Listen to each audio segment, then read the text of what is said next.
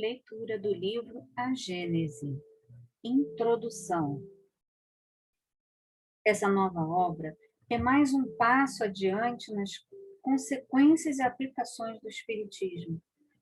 Como seu título indica, ela tem por objetivo o estudo de 3 pontos diferentes, interpretados e comentados até o presente: a Gênese, os milagres e as predições, nas suas relações com as novas leis que emanam da observação dos fenômenos espíritas.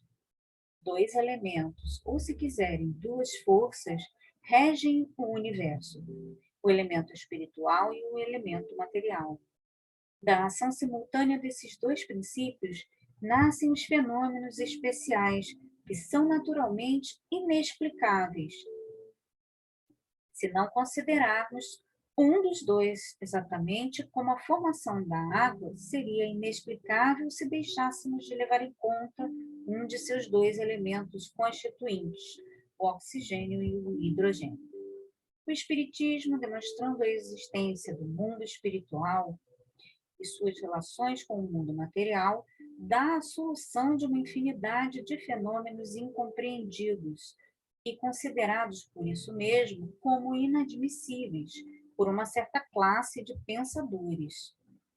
Esses fatos existem em grande quantidade nas escrituras, e é pelo desconhecimento da lei que os rege que os comentadores dos 2 campos opostos, girando incessantemente no mesmo círculo de ideias, uns desconsiderando os dados positivos da ciência, outros os do princípio espiritual, que puderam chegar a uma solução racional, não puderam chegar a uma solução racional.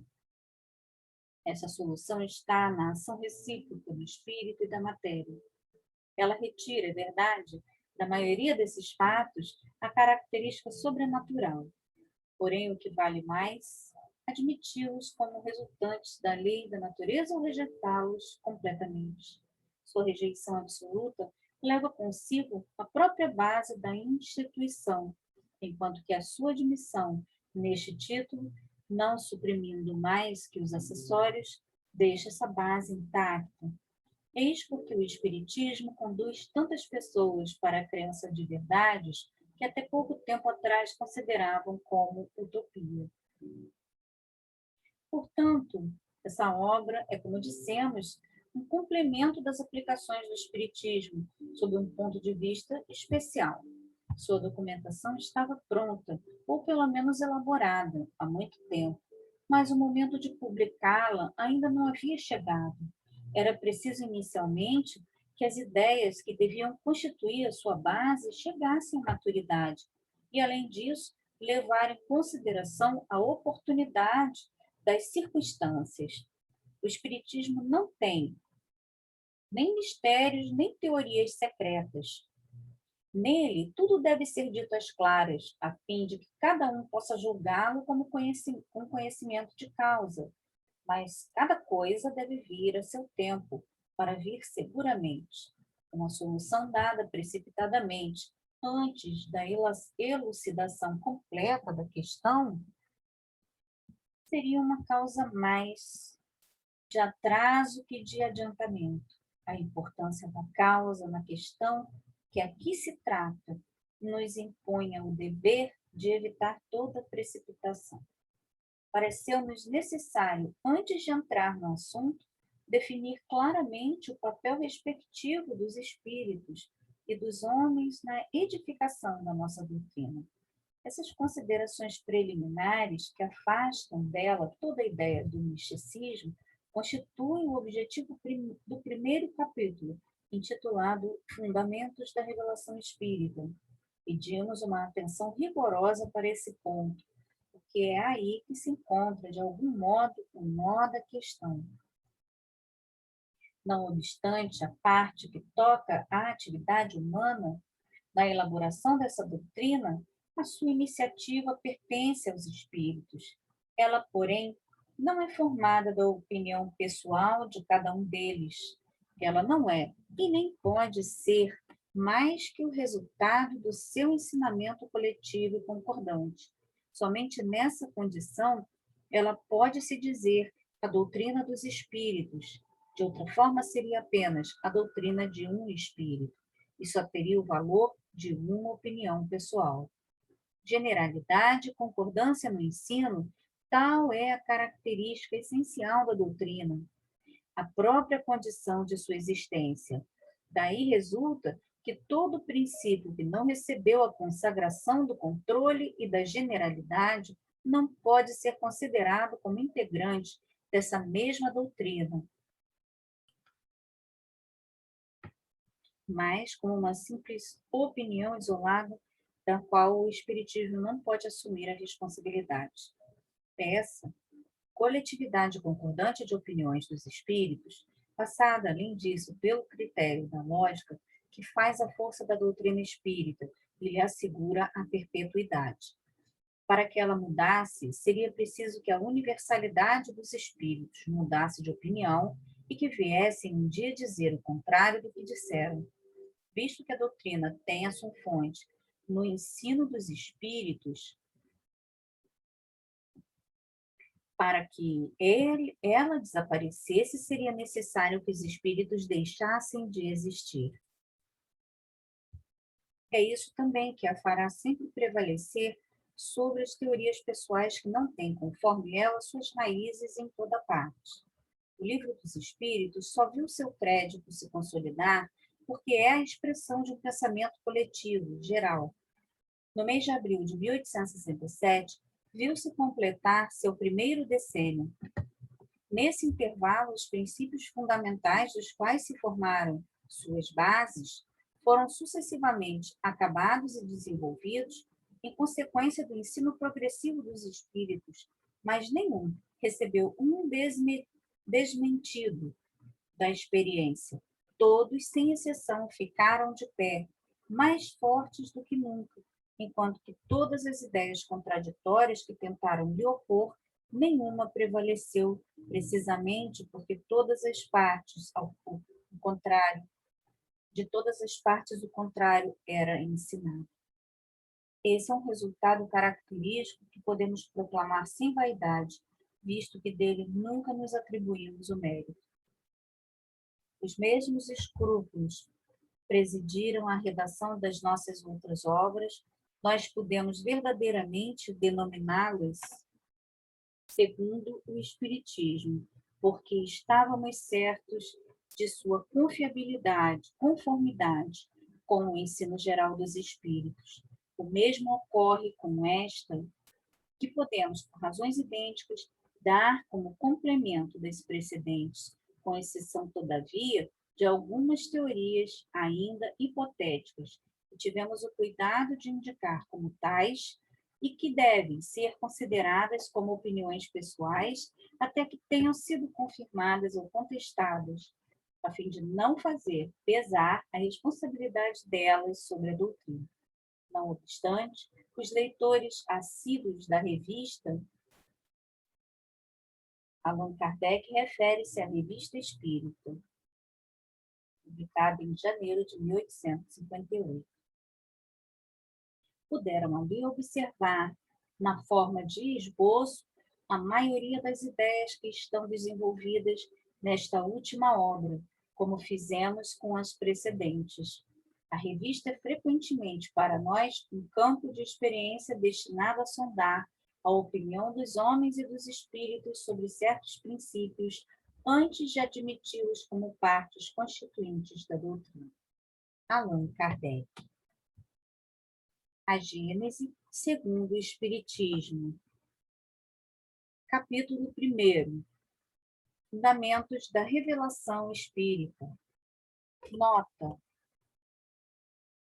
o autor nomeou esse capítulo como Caracteres da Revelação Espírita, uma vez que o vocábulo caracteres assume aqui o significado de características que fundamentam, que pode ser resumido, sem perda do significado original, como fundamentos. Optamos na presente edição por este último, por emprestar, nos dias de hoje, maior clareza em relação ao assunto que será tratado. Nota do revisor Cláudio Zanata. As próximas notas de sua autoria conterão apenas as iniciais NR. Continuando. 1. Podemos considerar o Espiritismo como uma revelação? Nesse caso, qual seria o seu caráter? Em que se baseia a sua autenticidade? A quem e de que maneira ela foi feita? A doutrina espírita é uma revelação, no sentido litúrgico da palavra, quer dizer, ela é, em todos os pontos, o resultado de um ensino oculto, vindo do alto? É absoluta ou passível de modificações?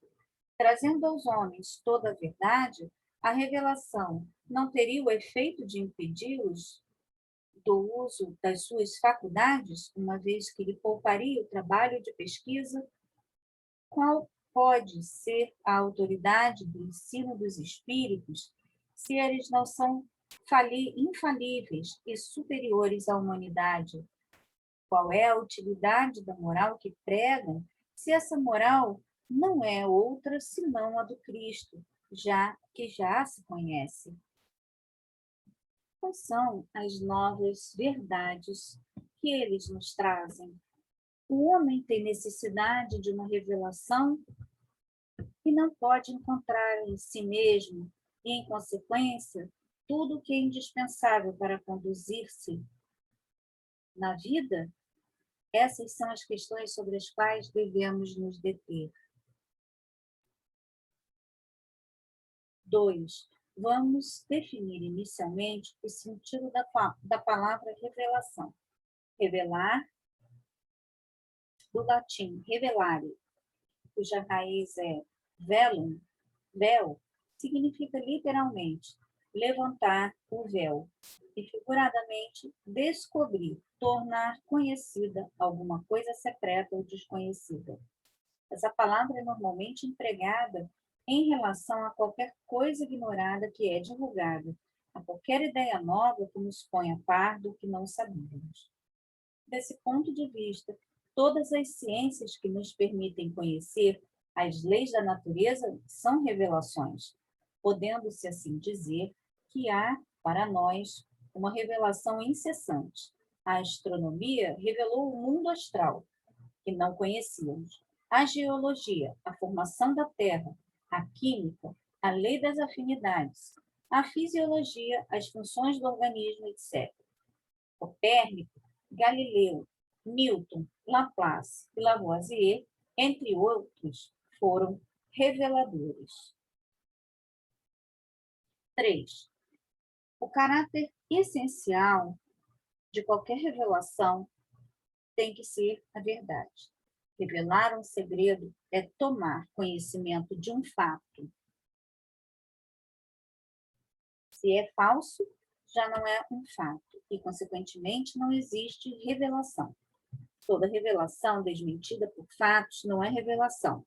Se ela for atribuída a Deus, não podendo Deus mentir nem se enganar, ela não pode emanar dele. É preciso considerá-la como um resultado de uma concepção humana.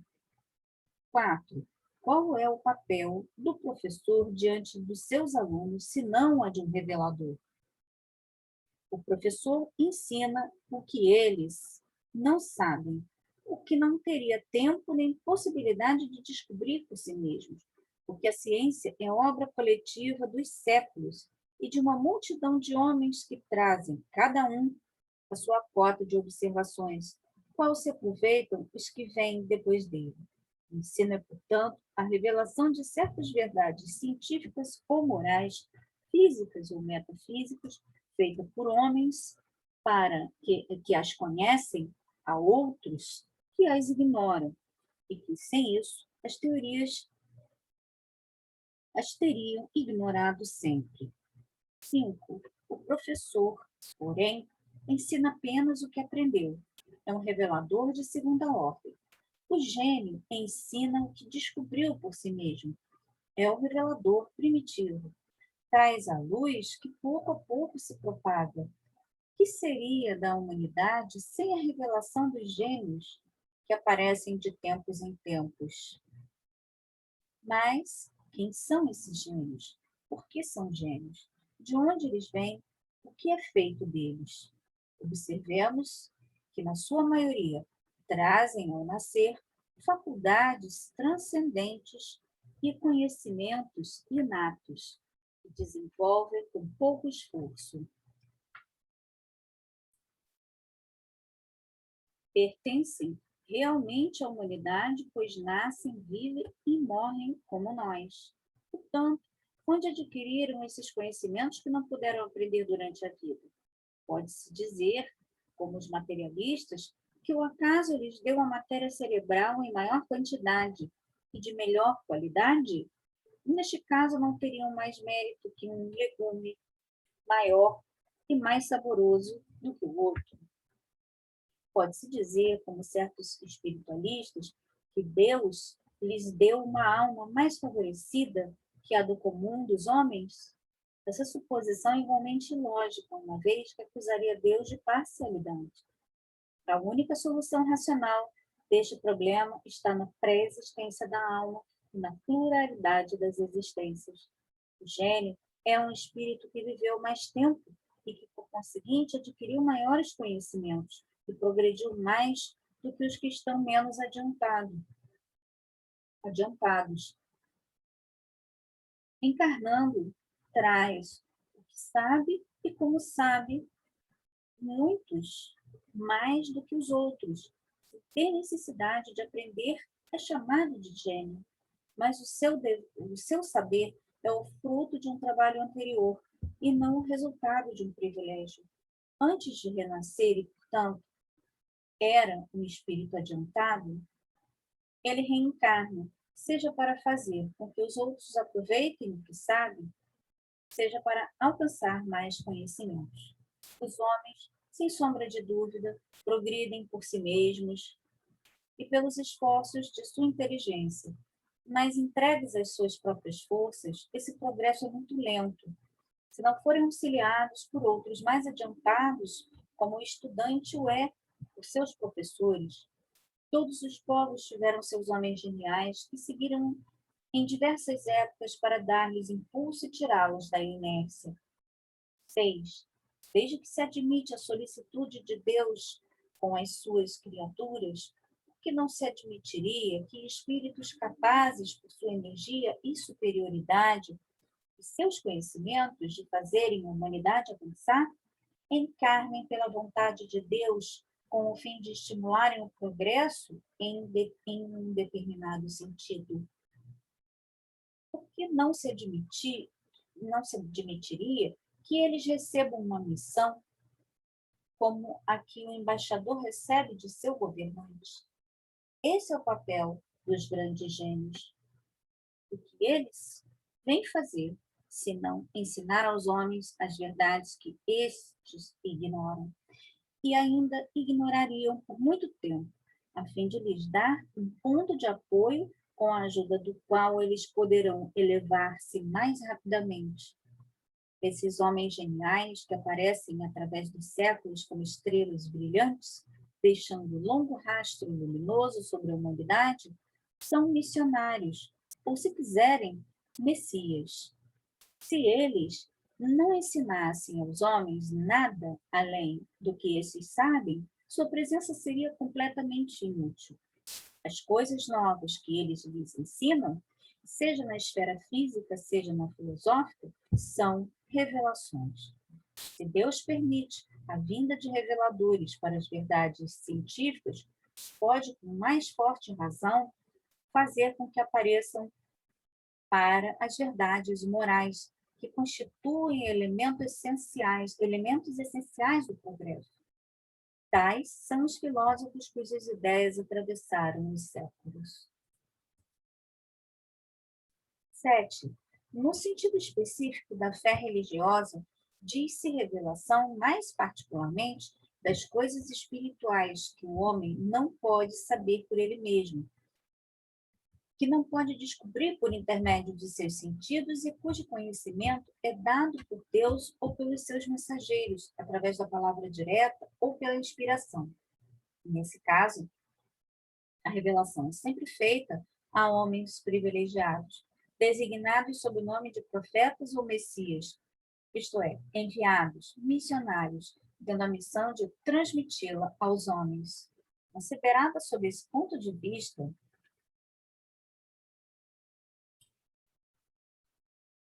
a revelação pressupõe a passividade absoluta. Aceita-se sem verificação, sem exame e sem discussão. 8. Todas as religiões tiveram seus reveladores, que, embora estivessem longe de conhecer toda a verdade, tinham sua razão de ser providencial, porque estavam adequados ao tempo e ao meio em que viviam, às particularidades dos povos aos quais falavam e aos quais eram relativamente superiores. Apesar dos erros das suas doutrinas, eles não deixavam de comover os espíritos e, por isso mesmo, de semear as sementes do progresso, que mais tarde deviam se desenvolver ou que se desenvolverão um dia à luz brilhante do cristianismo. É, pois, injusto que eles sejam amaldiçoados em nome da ortodoxia, porque dia virá em que todas essas crenças, tão diversas na forma, mas que repousam realmente sobre o mesmo princípio fundamental, Deus e a imortalidade da alma, se fundirão numa grande e vasta unidade, assim que a razão houver triunfado sobre os preconceitos. Infelizmente, as religiões têm sido, em todos os tempos, instrumentos de dominação. O papel de profeta suscitou as ambições secundárias e, tendo-se visto surgir uma multidão de pretensos reveladores ou messias, que, valendo-se do prestígio desse nome, exploram a credulidade em proveito do seu orgulho, da sua cobiça e da sua preguiça, achando mais cômodo viver à custa dos iludidos. A religião cristã não pôde ficar livre desses parasitas. A esse respeito, pedimos uma séria atenção para o capítulo 21 de O Evangelho segundo o Espiritismo. Haverá falsos cristos e falsos profetas. 9. Há revelações diretas de Deus aos homens? Essa é uma questão que não ousaríamos responder nem afirmativa nem negativamente, de uma forma absoluta. O fato não é radicalmente impossível, porém, nada nos dá a certeza dele. Do que não se pode duvidar é que os espíritos mais próximos de Deus, pela perfeição, se imbuem do seu pensamento, podem transmiti-lo. Quanto aos reveladores encarnados, segundo a ordem hierárquica a que pertencem e ao seu grau de saber pessoal, podem tirar dos seus próprios conhecimentos as instruções que ministram, ou recebê-las de espíritos mais elevados, até mesmo dos mensageiros diretos de Deus. Esses, falando em nome de Deus, foram às vezes confundidos com o próprio Deus. As comunicações desse gênero não têm nada de estranho para quem conhece os fenômenos espíritas e o modo pelo qual se estabelecem as relações entre encarnados e desencarnados. As instruções podem ser transmitidas por diversos meios, pela inspiração pura e simples, pela audição da palavra, pela visibilidade dos espíritos instrutores nas visões e aparições, quer em sonho, quer em estado de vigília, como se vê em muitos exemplos da Bíblia, no Evangelho e nos livros sagrados de todos os povos. Assim sendo, é rigorosamente exato dizer que a maior parte dos reveladores são médiuns inspirados, audientes ou videntes, de onde não se conclui que todos os médiuns sejam reveladores, ou ainda menos os intermediários diretos da divindade ou dos seus mensageiros. 10. Só os espíritos puros recebem a palavra de Deus com a missão de transmiti-la. Mas sabe-se atualmente que nem todos os espíritos são perfeitos e que existem muitos que se apresentam sob falsas aparências, o que levou João a dizer: não acrediteis em todos os espíritos, Vede antes se os espíritos são de Deus. Primeira Epístola de João, capítulo 4, versículo 1. Pode, então, haver revelações sérias e verdadeiras, como existem as apócrifas e mentirosas. O caráter essencial da revelação divina é a da eterna verdade. Toda revelação eivada de erros ou sujeita a modificações não pode emanar de Deus. É assim que a lei do Decálogo tem todas as características de sua origem, enquanto que as outras leis mosaicas, especialmente transitórias, muitas vezes em contradição com a lei do Sinai, são obra pessoal e pública do legislador hebreu. Com o abrandamento dos costumes do povo, essas leis caíram em desuso por si mesmas, ao passo que o Decálogo ficou sempre de pé como farol da humanidade. O Cristo fez do Decálogo a base do seu edifício, abolindo as outras leis. Se elas fossem obras de Deus, seriam conservadas intactas. Cristo e Moisés. Nota: Moisés, a mais importante figura do Antigo Testamento, guerreiro, estadista, libertador, moralista e legislador dos hebreus. Moisés deu a esse povo o Decálogo ou os 10 mandamentos da lei de Deus, que recebera do Senhor no alto do Monte Sinai, onde se encontrava jejuando. O Decálogo constituiria o código civil e religioso da monoteísta Canaã. Nota do tradutor. Continuando. Cristo e Moisés são os dois grandes reveladores que mudaram a face do mundo, e nisso está a prova da sua missão divina. Uma obra puramente humana não teria tamanho poder. 11. Uma importante revelação acontece na época atual. É a que mostra a possibilidade de nos comunicarmos com os seres do mundo espiritual.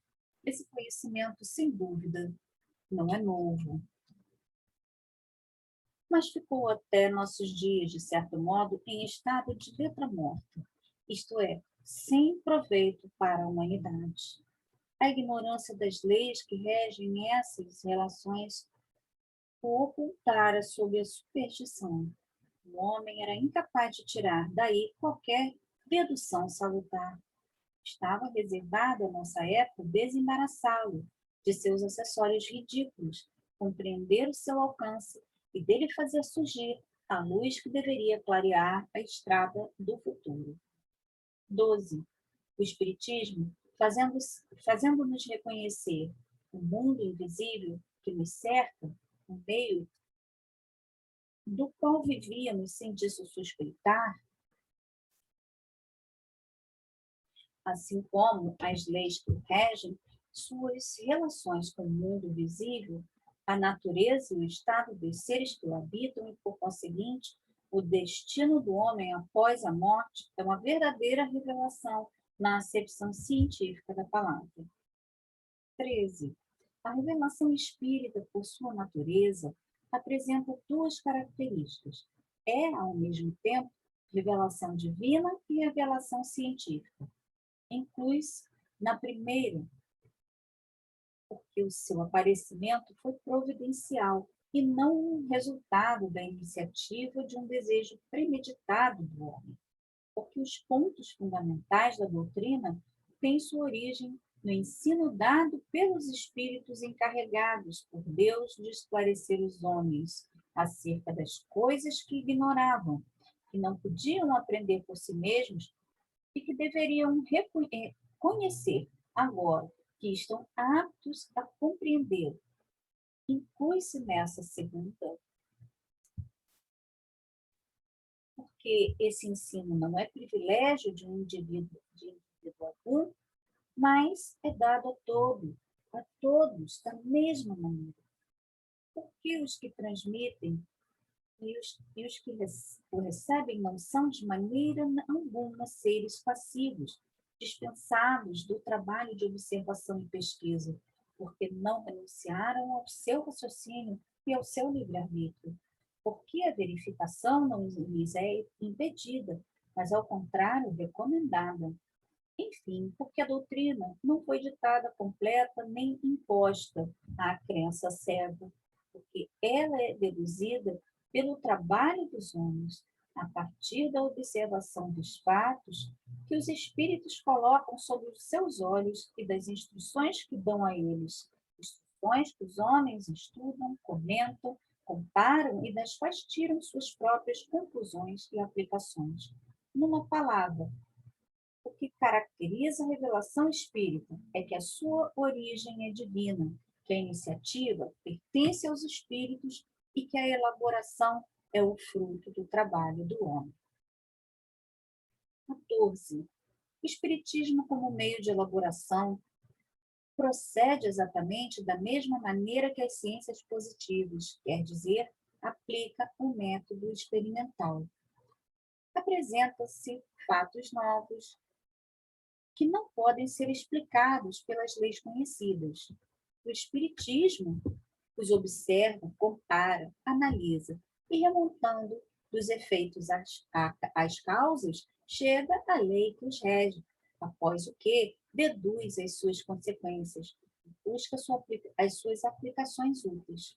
O Espiritismo não estabeleceu nenhuma teoria pré-concebida, ou seja, não apresentou como hipóteses nem a existência e a intervenção dos espíritos, nem o perispírito, nem a reencarnação, nem qualquer dos princípios da doutrina. Concluiu pela existência dos espíritos, quando essa existência resultou evidente das observações dos fatos e, assim, em relação aos outros princípios. Não foram os fatos que vieram mais tarde confirmar a teoria, mas a teoria que veio subsequentemente explicar e resumir os fatos. Portanto, é rigorosamente exato dizer que o Espiritismo é uma ciência de observação e não o produto da imaginação. 15. Se temos um exemplo. No mundo dos espíritos ocorre um fato muito singular, do qual ninguém seguramente suspeitaram, e é o de existirem espíritos que não se julgam mortos. Pois bem, os espíritos superiores que conhecem perfeitamente esse fato não vieram antecipadamente dizer: há espíritos que creem ainda viver a vida terrestre, que conservam seus gostos, hábitos e instintos. Mas eles provocaram a manifestação de espíritos dessa categoria para que os observássemos, vendo-se espíritos em dúvida quanto à sua situação ou afirmando que ainda eram deste mundo, julgando-se envolvidos com as suas ocupações ordinárias, do exemplo, deduziu-se a regra. A repetição de fatos análogos demonstrou que isso não era uma exceção, mas uma das fases da vida espírita. Ela permitiu estudar todas as variedades e as causas dessa singular ilusão, reconhecer que tal situação é, sobretudo, própria de espíritos pouco adiantados moralmente e que é particularmente a certos gêneros de morte que ela é temporária. Mas pode durar semanas, meses e até anos. Foi assim que a teoria nasceu da observação. O mesmo ocorreu com relação a todos os outros princípios da doutrina. 16. Assim como a ciência propriamente dita tem por objetivo o estudo das leis do princípio material, o objetivo especial do Espiritismo é o conhecimento das leis do princípio espiritual. Ora, como esse último princípio é uma das forças da natureza, que rege incessantemente sobre o princípio material e vice-versa, daí resulta que o conhecimento de um não pode ser completo sem o conhecimento do outro. Que o Espiritismo e a ciência se completam reciprocamente. Que a ciência sem o Espiritismo acha-se impossibilitada de explicar certos fenômenos somente pelas leis da matéria, e que é por haver ignorado o princípio espiritual que ela se deteve no meio de tão numerosos impasses, que sem a ciência faltaria apoio e comprovação ao espiritismo e ele poderia iludir-se. Se o espiritismo tivesse vindo antes das descobertas científicas, teria sido uma obra abortada, como tudo que surge antes do seu tempo. 17. Todas as ciências se encadeiam e se sucedem numa ordem racional, nascendo umas das outras à medida que acham um ponto de apoio nas ideias e nos conhecimentos inferiores. A astronomia, uma das primeiras a aparecer, conservou os erros da infância, até o momento em que a física revelou a lei das forças dos agentes naturais. A química, nada podendo sem a física, devia segui-la de perto, para depois caminharem juntas, uma se apoiando sobre a outra. A anatomia, a fisiologia, a zoologia, a botânica e a mineralogia só se tornam ciências sérias com o auxílio dos conhecimentos trazidos pela física e pela química. A geologia mais recente, sem a astronomia, a física, a química e todas as outras, teria ficado sem os seus verdadeiros elementos de vitalidade. Assim, ela só poderia ter surgido mais tarde. 18. A ciência moderna refutou os 4 elementos: fogo, terra, água e ar, primitivos dos antigos, e de observação em observação, ela chegou à concepção de um só elemento gerador de todas as transformações da matéria. Mas a matéria por si só é inerte. Ela não tem vida, nem pensamento, nem sentimento. Precisa estar unida ao princípio espiritual. O espiritismo não descobriu nem inventou esse princípio, mas foi o primeiro a demonstrá-lo.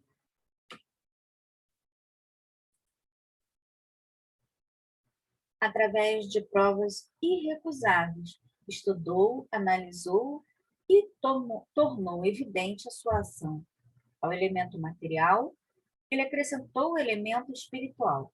O elemento material e o elemento espiritual são os 2 princípios, as 2 forças vivas da natureza. Pela união indissolúvel desses 2 elementos, facilmente se explica uma multidão de fatos até agora inexplicáveis. Por sua própria essência, e como tem por objetivo o estudo de um dos dois elementos que constituem o universo, o Espiritismo entra em contato com a maior parte das ciências, e assim sendo, ele só podia surgir após a elaboração destas, e sobretudo depois que elas houvessem provado sua incapacidade de explicar tudo somente pelas leis da matéria. 19. Acusa-se o espiritismo de parentesco com a magia e a feitiçaria. Porém, esquece-se de que a astronomia tem por irmã mais velha a astrologia judiciária, que não está muito distante de nós, que a química é filha da alquimia, com a qual nenhum homem sensato ousaria ocupar-se hoje em dia. Ninguém nega, entretanto, que a astrologia e na astrologia e na alquimia estivesse o embrião das verdades de onde sairiam as ciências atuais. Apesar das suas fórmulas ridículas, a alquimia levou à descoberta dos elementos químicos e da lei das afinidades. A astrologia se apoiava na posição e no movimento dos astros que ela estudara, mas na ignorância das verdadeiras leis que regem o mecanismo do universo, os astros eram, para o vulgo, seres misteriosos aos quais a superstição atribuía uma influência moral e um sentido revelador. Quando Galileu, Newton e Kepler tornaram conhecidas essas leis, sobre quando o telescópio rasgou o véu e lançou um olhar que algumas criaturas acharam indiscreto, nas profundezas do espaço, os planetas apareceram como simples mundos semelhantes ao nosso, e todo o alicerce do maravilhoso desmoronou. O mesmo acontece ao espiritismo com respeito à magia e à feitiçaria. Estas também se apoiavam na manifestação dos espíritos, como a astrologia, no movimento dos astros, mas na ignorância das leis que regem o mundo material, elas misturavam a essas relações práticas e crenças ridículas, aos quais o moderno espiritismo, fruto da experiência e da observação, refutou. Certamente, a distância que separa o espiritismo da magia e da feitiçaria é maior do que a que existe entre a astronomia e a astrologia, a química e a alquimia. Querer confundi-las é mostrar que não se sabe nada sobre nenhuma delas. 20. Só o fato da possibilidade de comunicação com os seres do mundo espiritual tem consequências incalculáveis da mais alta gravidade. É todo um mundo novo que se revela para nós e que tem ainda mais importância por quanto ela alcança todos os homens, sem exceção. Esse conhecimento não pode deixar de trazer ao se propagar uma profunda modificação nos costumes, no caráter, nos hábitos e nas crenças que têm tão grande influência sobre as relações sociais. É toda uma revolução que se realiza nas ideias, revolução tanto maior quanto mais poderosa, quando não está circunscrita a um povo, a uma raça, mas que atinge simultaneamente pelo coração todas as classes, todas as nacionalidades, todos os cultos. Portanto, é com razão que o Espiritismo é considerado a terceira grande revelação. Vejamos em que elas diferem e por qual laço se ligam uma à outra. 21. Moisés, como profeta, revelou aos homens a existência de um Deus único, soberano, mestre e criador de todas as coisas. Promulgou a lei do Sinai e assentou os alicerces da verdadeira fé. Como homem, foi o legislador do povo pelo qual essa fé primitiva, purificando-se, deveria um dia espalhar-se por toda a terra. 22. O Cristo, aproveitando da antiga lei o que é eterno e divino e rejeitando o que era transitório, puramente disciplinário de concepção humana, acrescentou a revelação da vida futura, da qual Moisés não falara, e das penas e recompensas que aguardam o homem depois da morte. Revista Espírita, março de 1861. 23. A parte mais importante da revelação do Cristo, no sentido de que ela é a fonte primária, a pedra angular de toda a sua doutrina, é o ponto de vista totalmente novo sobre o qual ele ensina a encarar a divindade. Esta não é mais o Deus terrível, ciumento e vingativo de Moisés, o Deus cruel e implacável que rega a terra com sangue humano, que ordena o massacre e o extermínio dos povos, sem excetuar as mulheres, as crianças e os velhos, e que castiga aqueles que poupam as vítimas. Não é mais o Deus injusto que pune todo um povo pela falta do seu chefe, que se vinga do culpado na figura do inocente, que fere os filhos pelas faltas dos pais, mas um Deus clemente, soberanamente justo e bom, cheio de mansidão e misericórdia, que perdoa o pecador arrependido e dá a cada um segundo suas obras. Não é mais o Deus de um único povo privilegiado, o Deus dos exércitos, presidindo os combates para sustentar a sua própria causa contra o Deus dos outros povos. mas o Pai comum do gênero humano, que estende a sua proteção sobre todos os seus filhos, chamando todos para si. Não é mais o Deus que recompensa e pune apenas pelos bens da terra, que fez consistir a glória e a felicidade na escravidão dos povos rivais e na multiplicidade da progenitura, mas o Deus que diz aos homens: vossa verdadeira pátria não é neste mundo, ele está no reino celestial. É lá que os humildes de coração serão elevados e que os orgulhosos serão humilhados. Este não é mais o Deus que faz de vingança uma virtude e ordena que se retribua olho por olho, dente por dente, mas o Deus de misericórdia que diz: perdoai as ofensas e quereis ser perdoados, fazei o bem em troca do mal. Não façais aos outros o que não quereis que vos faça. Este não é mais o Deus mesquinho e meticuloso que impõe sobre as mais rigorosas penas a forma pela qual quer ser adorado, que se ofende pela inobservância de um ritual, mas o Deus grandioso que vê o pensamento e não se honra com a forma. Enfim, esse não é mais o Deus que quer ser temido, mas o Deus que quer ser amado.